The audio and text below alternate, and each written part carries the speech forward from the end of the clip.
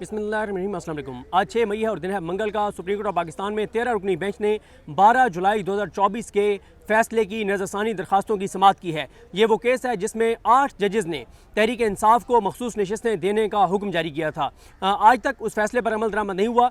एक तो उस फैसले पर जो नज़रसानी थी इलेक्शन कमीशन ऑफ पाकिस्तान की, जो दरखास्त थी 7 मुस्लिम लीग नून और पीपल्स पार्टी की दरखास्तें, एक तो वो नज़रसानी दरखास्तें लगी हुई थी और साथ ही तौहीन अदालत की जो दरखास्तें जी तहरीक इंसाफ की तरफ से, वो तौहीन अदालत की दरखास्तें भी लगी हुई थी जो कि कंवल शोज़ब के जरिए तहरीक इंसाफ ने दायर की थी। आज 13 रुकनी जो बेंच था, इसमें एक तो इंपॉर्टेंट बात आप पहले जानते हैं कि इसमें उन 5 जजेस को माइनस कर दिया गया जो 8 जजेस में फैसला देने वाले अक्सरीती फैसला देने वाले जजेस थे। उन 5 जजेस में जस्टिस सैयद मंसूर अली शाह साहब थे, जस्टिस मुनीब अख्तर साहब थे, जस्टिस अतर मिनल्ला साहब थे, जस्टिस शाहिद वहीद साहब और जस्टिस इरफान साहब। इन 5 जजेस को माइनस करके और ये 13 रुकनी बेंच जो है वो बनाया गया है। इस 13 रुकनी बेंच में जजेस के नाम आपको बता देता हूँ। नाम बताने से पहले आपको बता दूँ कि इन 13 में से 2 जजेस जस्टिस आयशा मलिक साहिबा और जस्टिस अकील अब्बासी साहब, दोनों बड़े दबंग जज हैं। दोनों वो जजेस हैं जिनके बारे में पूरा पाकिस्तान जानता है कि ये अपने हलफ के मुताबिक फ़ैसले करते हैं, अपने हलफ से वफाक करने वाले हैं, आइन के ऊपर मुकम्मल तौर पर कारबंद रहकर फैसले करने वाले हैं। और ये वो जजेस हैं दोनों इस बेंच में 13 में से जिनका कहीं पे भी आप इनके पूरे करियर में नहीं दिखा सकते, सुप्रीम कोर्ट के करियर में, कि कहीं पे भी इन्होंने कोई कंप्रोमाइज़ किया है। कोई एक जगह आप नहीं बता सकते कि ये आइन से ज़रा भी इधर उधर गए हैं, ये अपने हलफ से ज़रा भी इधर उधर गए हैं। इन 2 जजेस ने नून लीग, पीपल्स पार्टी और इलेक्शन कमीशन की दरखास्तें, नज़रसानी की दरखास्तें मुस्तरद कर दी हैं। इलेक्शन कमीशन ने 12 जुलाई के फैसले के बारे में आज आकर कहा कि वह फैसला दुरुस्त नहीं था।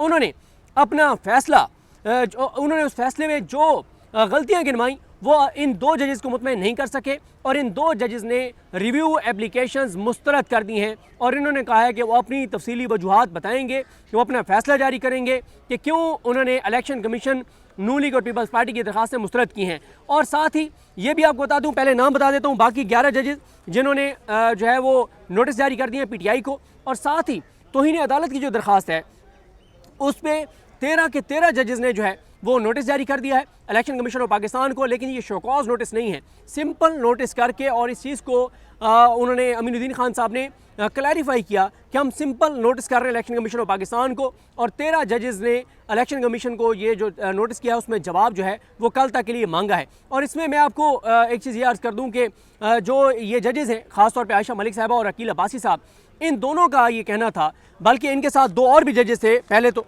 अकील अब्बासी साहब और मंदोखेल साहब और हाशिम काकर साहब, ये 4 जज मुसलसल सवाल उठाते रहे कि इलेक्शन कमीशन ने सुप्रीम कोर्ट के फैसले पर अमल दरामद क्यों नहीं किया।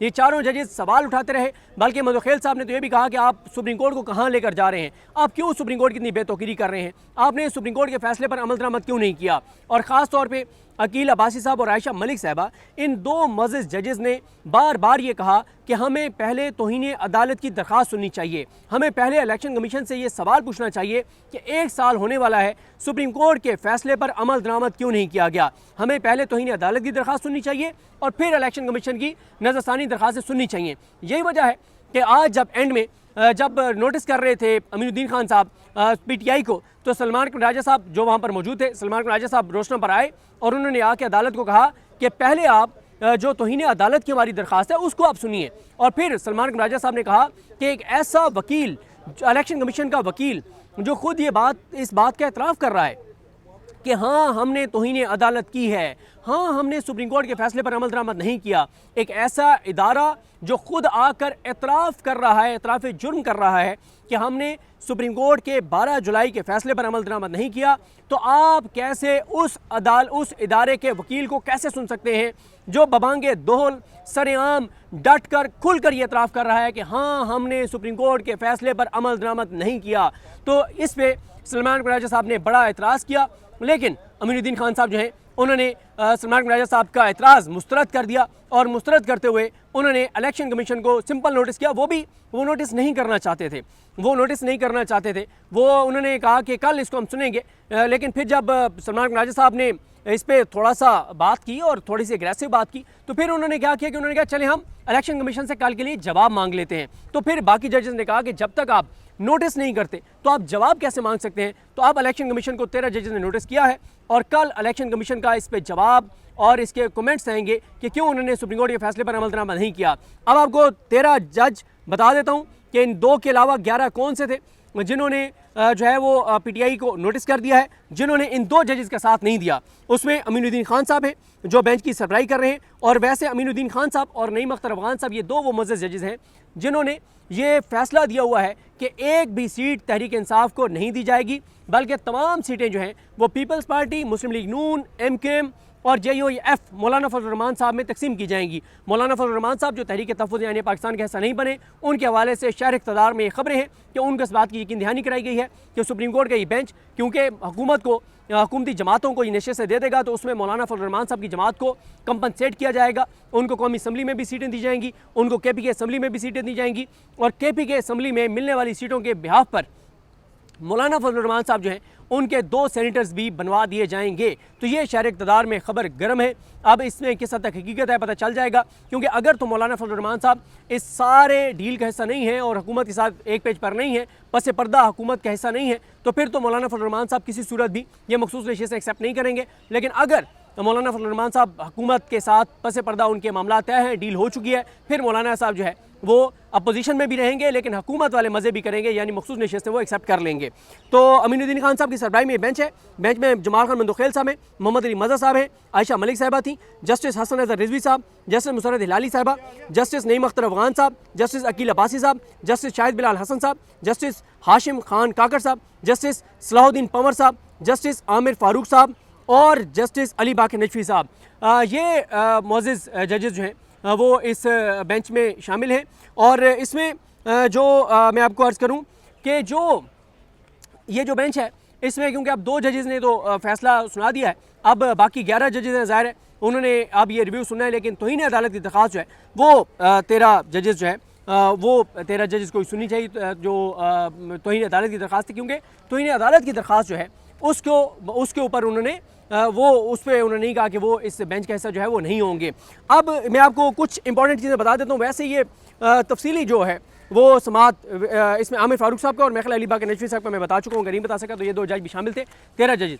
अच्छा, इसमें मैं आपको बता दूँ कि आज जैसे ही समात का आगाज़ हुआ तो पहले जब नून लीग के वकील हारिस अजमत साहब आए रोशनम पर, तो उन्होंने कहा जी आप ECB को पहले सुन लें, तो अमीनुद्दीन खान साहब ने कहा नहीं, पहला नंबर क्योंकि आपका है तो आप दलाइल का आगाज़ करें।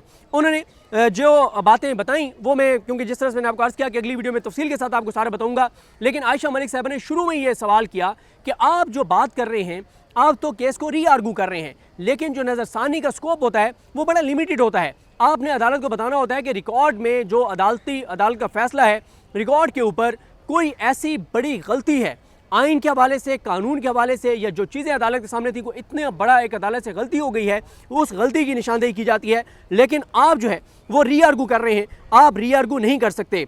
उन्होंने बार बार एक ही उनका पॉइंट था कि PTI इस केस में जो है वो हिस्सा नहीं थी, उसको PTI को नशिस्तें दे दी गई, मखसूस नशिस्तें। उस पर आयशा मलिक साहबा ने कहा कि हमने इस हवाले से बड़ी तफसील के साथ जो है वो हम इस पर अपने फैसले में लिख चुके हैं। जो नून लीग के वकील हैं उन्होंने जो सारे उनके दलाइल थे वो दलाइल उनके थे सारे जो शॉर्ट ऑर्डर है उसके ऊपर थे, तो अदालत ने उनको कहा कि आपने शॉर्ट ऑर्डर के बाद डिटेल जजमेंट आ गई, उसमें शॉर्ट ऑर्डर की जो हमने चीज़ें लिखी थी उसकी सारी रीजनिंग, उसकी सारी वजूहात हमने डिटेल जजमेंट में दे दी हैं। अब डिटेल जजमेंट पे बात करें, आपने तो अपनी जो रिव्यू एप्लीकेशन है उसको आपने उसमें तरमीम नहीं की, उसमें तरमीम नहीं की, उसमें उन चीज़ों को ऐड नहीं किया जो डिटेल जजमेंट वाली हैं। तो खैर उसके बाद पीपल्स पार्टी के वकील आए और पीपल्स पार्टी के वकील ने आके नून लीग के दलाइल को अडॉप्ट कर लिया, हालांकि कोई दमखम कोई बात नहीं थी नून लीग के वकील के दलाइल में, कोई वो पॉइंट इस्टेब्लिश नहीं कर सके।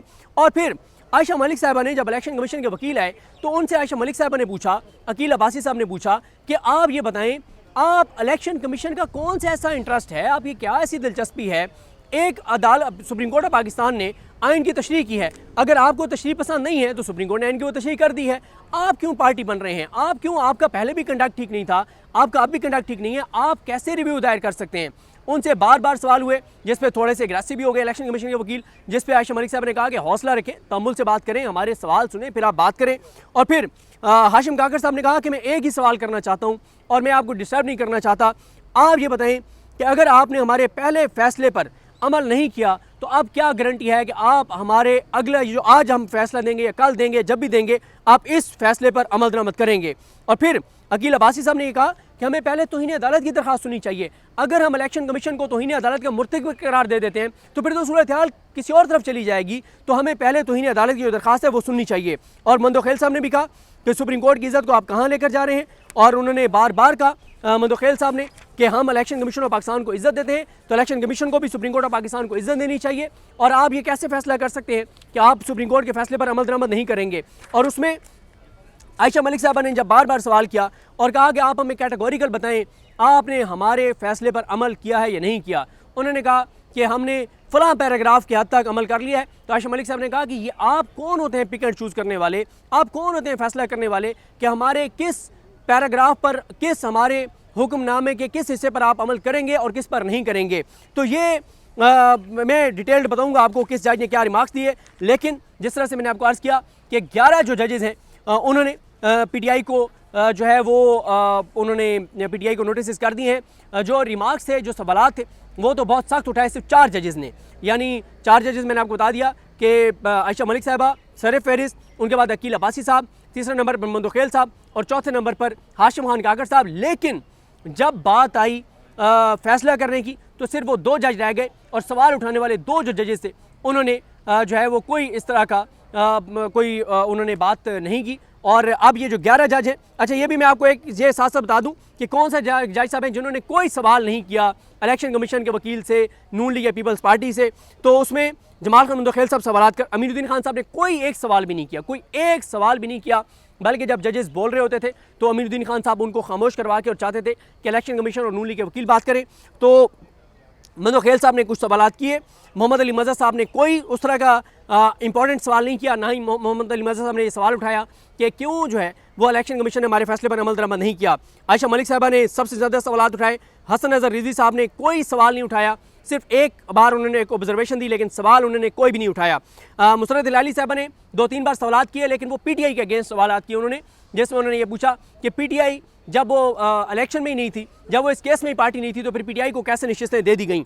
नईम अख्तर अफगान साहब मुकम्मल तौर पर खामोश रहे, कोई उन्होंने सवाल नहीं उठाया। अकील अब्बासी साहब ने आयशा मलिक साहबा के बाद सबसे ज़्यादा सवाल उठाए। जस्टिस शाहिद बिलाल हसन साहब ने कोई रिमार्क्स नहीं दिए, कोई सवाल नहीं किया। हाशिम खान काकड़ साहब ने सिर्फ एक बार सवाल किया, रिमार्क्स दिए। सलाउद्दीन पंवर साहब ने जो है वो कोई सवाल नहीं किया। आमिर फारूक साहब ने कोई सवाल नहीं किया। और जस्टिस अली बाकी नजफी साहब ने कोई सवाल नहीं किया कि इलेक्शन कमीशन ने सुप्रीम कोर्ट के सुप्रीम कोर्ट का फैसला उसमें अमल दरामद क्यों नहीं किया।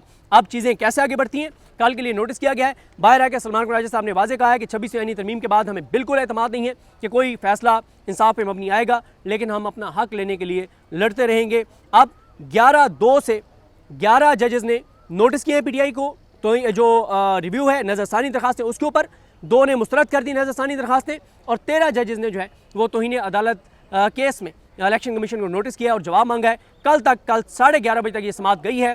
अब ये पीटीआई का ये था कि पहले 26वीं आईनी तरमीम की केस सुना जाए, और 26वीं आईनी तरमीम में एक मेन ग्राउंड जो पीटीआई का है वो ये भी है या वकला का कि सुप्रीम जो पार्लियामेंट है वो मुकम्मल नहीं थी, क्योंकि 12 जुलाई के फैसले में अमल दरामद नहीं हुआ। लेकिन अब जब 12 जुलाई का फैसले उड़ जाएगा तो 26वीं आईनी तरमीम के केस में जो एक बहुत सॉलिड और वैलिड जो पॉइंट है वो ख़त्म हो जाएगा। देखते हैं जी कल क्या होता है, और आज शाम को तफसील से बात करेंगे किस जज ने क्या कहा, अदालत में क्या होता रहा। मुझे अपनी दुआ में याद रखें। अलगनीम हम सब का हामी नासरू।